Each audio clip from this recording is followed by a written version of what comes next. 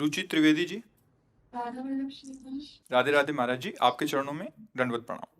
गुरुदेव, गृहस्थ जीवन में रहते हुए परिकर के प्रत्येक सदस्य के साथ अच्छा व्यवहार करने का प्रयास करती हूँ, लेकिन पारिवारिक जनों को संतुष्ट नहीं कर पाती, जिससे मेरा भजन में वो बाधा उत्पन्न होती है। गुरुदेव कृपा मार्गदर्शन करें, मैं अब क्या करूं? उससे कई बार चर्चा की है कि हम असंतुष्ट तभी होते हैं जब हम अपने कर्तव्य को भूलकर सामने वाले के कर्तव्य को देखने लगते हैं।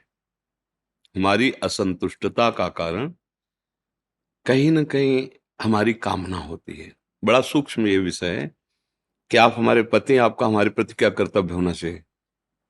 आप हमारे अमुख हैं, आपका हमारे प्रति क्या कर्तव्य होना चाहिए। वहां हम असंतुष्ट होंगे, और जब हम केवल अपने कर्तव्य को देखेंगे तब हमें कोई असंतुष्ट कर ही नहीं सकता सृष्टि में। जैसे ये हमारे पति हमारे प्रति जैसा भी व्यवहार करे, पर मैं इनकी पत्नी हूं, मेरा क्या कर्तव्य। बस आप निकल जाओगे, कोई आपको द्वंद्व में नहीं फंसा पाएगा। आप एक विरक्त संत हैं, आपका क्या कर्तव्य, सब में भगवत बुद्धि देखना। तो हमारा ये सूत्र हमको बचा लेगा। चिद चिद लक्षणम सर्वम राधा कृष्णमयम जगत। ए सावधान, एक क्रूरापि पापिनो न च सताम संभाष्य दृश्यास्य सर्वान वस्तुतया निरीक्ष परम स्वाराध्य बुद्धिर्मम। चाहे वो क्रूरता करे, चाहे पाप आचरण करे, चाहे दुष्टता करे, ये बाहरी यंत्र है। आंतरिक जो परम कारण है वो आराध्य देव बैठे हुए हैं, और ये हम देखने के लिए निकले हैं। हमारा मार्ग क्या है? सर्वान वस्तुतया निरीक्ष परम स्वाराध्य बुद्धिर्मम। मेरा आराध्य देव विविध रूपों में, कोई बिगाड़ नहीं सकता, कोई गुस्सा नहीं दिला सकता, कोई दुखी नहीं कर सकता, कोई हमें अशांत नहीं कर सकता। हम तभी दुखी अशांत होंगे जब हम शास्त्र वाक्य गुरु वाक्य से गिर जाएंगे। पक्का त्रिभुवन में कोई पैदा नहीं हुआ दुख देने वाला, अशांति पैदा करने वाला। हमारी वृत्ति ही हमको अशांत करती है। हम सबको संतुष्ट करने के लिए नहीं निकले, अपने आचार्य और गुरुदेव को संतुष्ट करने के लिए हम उपासना कर रहे हैं। उनका हर वाक्य हम व्यवहार में वैसे ही उतारें जैसे वो करें, खत्म खेल। अगर आप अपनी राग द्वेष की वृत्ति के अनुसार आरोप करके असंतुष्ट हो रहे हैं तो उसमें हमें कुछ नहीं। हमारे द्वारा कोई ऐसा आचरण ना बने तो हमारा हृदय आनंदित रहेगा। आप जो सोचो सोचते रहो, वो आपकी वृत्ति है ना जो आपको दुख दे रहे। हमारी वृत्ति के कारण आपको दुख नहीं पहुंचना चाहिए।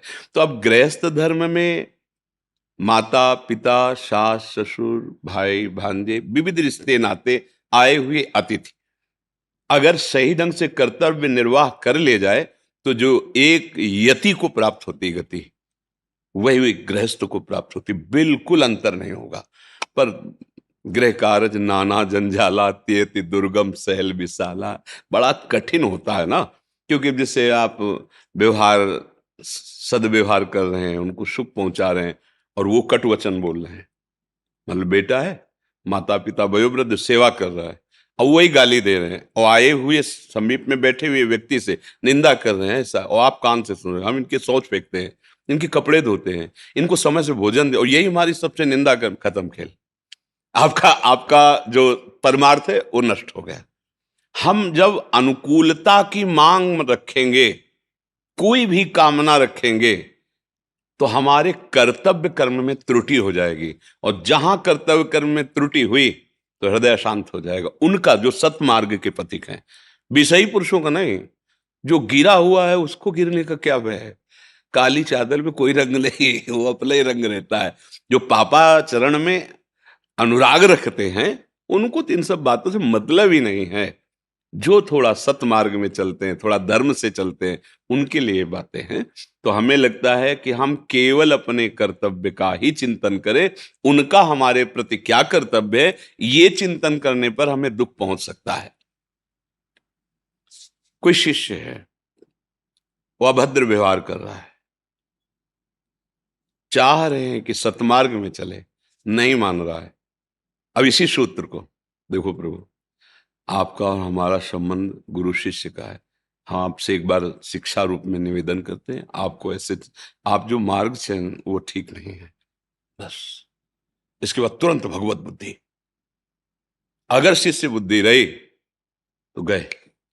कोई शिष्य नहीं, कोई गुरु नहीं, वही गुरु वही शिष्य, वही खेल हो रहा है। मत्ता परतरम नान्यत किंचित अस्ति धनंजय। किसके लिए है ये? अपने लिए है। सर्वम खलमिदम ब्रह्म नेनानास्ति किंचन। किसके लिए? अपने परमार्थ के लिए है। तो फिर चेला कौन हुआ? बस स्वांग दिया गया है जिसको, वो स्वांग निर्वाह कर लो। स्वांग है, सत्य नहीं। सत्य तो एक ही परम वस्तु है, न कोई अधम है, न कोई उच्च है, न कोई जड़ है, न कोई चैतन्य है, वही एक है। भगवान इसलिए कह रहे, बहुत जन्मों की साधना के बाद ये अनुभव होता है कि समस्त जगत भगवान वासुदेव है। बहु नाम जन्म नावंते ज्ञानवान माम प्रपद्यते वासुदेवास्वरमित स महात्मा सुदृढ़। ये बात और ये बहुत जन्म हमारे हो गए, हमें इंतजार नहीं करना है। बहुत जन्मों के बाद तो मनुष्य जन्म मिला है, हो गए बहुत जन्म। बात समझनी है, मान लो तो जान जाओगे। ज्ञान मार्ग में जान करके मानना और भक्ति मार्ग में मान के जानना बहुत सरल है। मान लिया और वही है। देखो, मानने पर ऐसे चरित्र देखे गए कि न भगवान का श्री विग्रह है, न कोई शालीग्राम है। पत्थर का टुकड़ा दे दिया, भांग बांटने का सिल दे दिया, उससे मुरली मनोहर ठाकुर प्रकट हो गए। कहो सो कहा जहां प्रभु ने मान लिया ना कि मेरे गुरुदेव ने दिया, ये मेरे भगवान हैं। सिलपिल्ले बाई का चरित्र आता है, धन्ना जी का चरित्र आता है। मान ले तो मान लो, आपके पति साक्षात भगवान है, आपके सास ससुर में भगवान है, आपके बेटे के रूप में वात्सल्य सुख पाने के लिए भगवान है। अब समस्या ही नहीं। हमें सेवा भाव करना है उनके प्रति, उनसे हमें अपनी अनुकूलता की चाह नहीं करनी। सिद्ध पुरुष का लक्षण है। अब यही तो साधना है इसे। अब फिर मनमानी आचरण, चाहे गृहस्थ हो चाहे विरक्त, दुर्गति भोगनी पड़ेगी। ये गृहस्थी विरक्ति से कोई नहीं बचता। अवश्य में वो भोक्तव्यम कृतम कर्म शुभाशुभम। निरंतर परमार्थ के पथिकों की वाणी सुनता रहे, एक नई ऊर्जा शक्ति मिलती है। भगवत प्रेमी महात्माओं के वचनों से एक अद्भुत सामर्थ्य जागृत होती है। मतलब जो बड़े बड़े व्रत नियम तप तीर्थ याटन और धर्मानुष्ठान से नहीं हो सकता, वो भगवत प्रेमी महात्माओं के क्षण मात्र वचन से हो सकता है। बस उसे, क्योंकि सर्वसंगो पहो हिमा। खास बात क्या होती है? भगवान ने जो बताया, व्रतांश यज्ञ छंदांश तीर्था नियमा यमा यथा वरुणधीत सत्संगा सर्वसंगो पहो हिमा। उस सर्व संगों का त्याग कराने की सामर्थ्य होती है। अर्थात जो सर्व शब्द है वो माया में है, एक ही है, उस सर्व रूप में भास रहा है। यही सर्व संगों का त्याग हो जाएगा।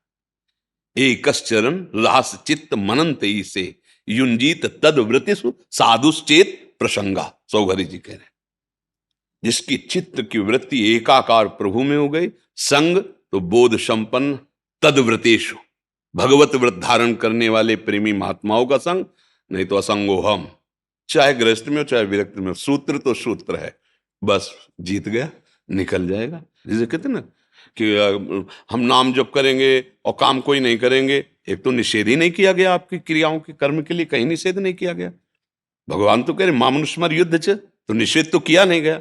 अगर नाम जप करते हुए कार्य करोगे तो उसका जो फल मिलेगा तुम्हें वो होगी समता। वो लाभ हानि नहीं होगी, समता मिलेगी। जो कर्मयोग का फल है वो समत्व है। सुख दुखे समय कृत्वा लाभालाभो जयाज। ये जो है यही परम धन है। अब आप पूरे विश्व का शासन भी कर सकते हो, विश्व का भरण पोषण की सेवा भी कर सकते हो, लेकिन आप में अहंकार नहीं आएगा और कोई भी दुख द्वंद्व स्पर्श नहीं कर पाएगा। यही कला सीखनी। मान लिया जाता है ना कि हम गृहस्थ हैं, हमारे लोग 5-7 लोग 8 लोग हैं, तो आप देखो संतों के पास हजारों लोग हैं जो अपना सब सर्वस्व त्याग कर उनके संरक्षण में भगवदी स्थिति प्राप्त करते हैं, भगवत वार्ता भगवत चिंतन में निमग्न रहते हैं। तो वस्त्र कपड़ा लत्ता बिजली जिसके लिए तुम जी कर नाना प्रकार के प्रयासरत हो, अनायास वो सब पूर्ति हो रही नहीं हो रही। मतलब आश्चर्यमय। आप तो पीछे से भी देखे हैं और यहां भी देखे, आश्चर्य में प्रभु का विधान होता है। सर्वाश्चर्य में, चूंकि वो है ना आश्चर्य में, वही आपके ऊपर भी है।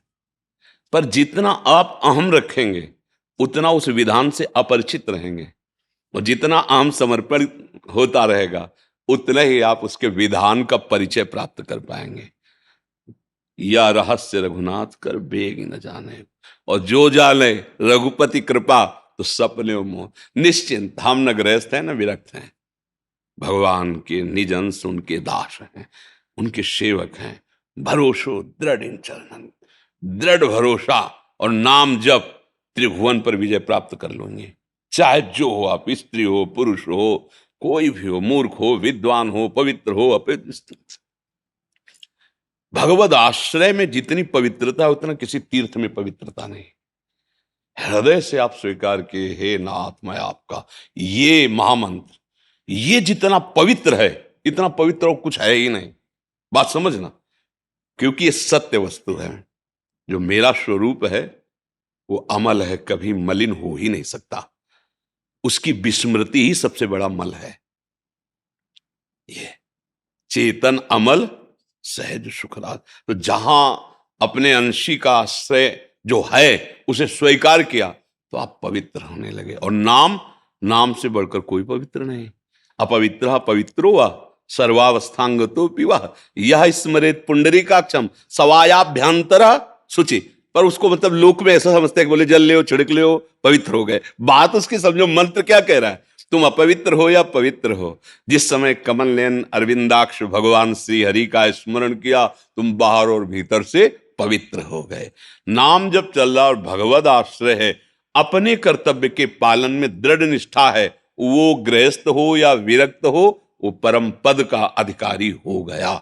इसके अलावा फिर तो सब प्रपंच ही है। हमने तो इतना किया, उसने ऐसा क्यों नहीं किया, इसी में फंसाए माया।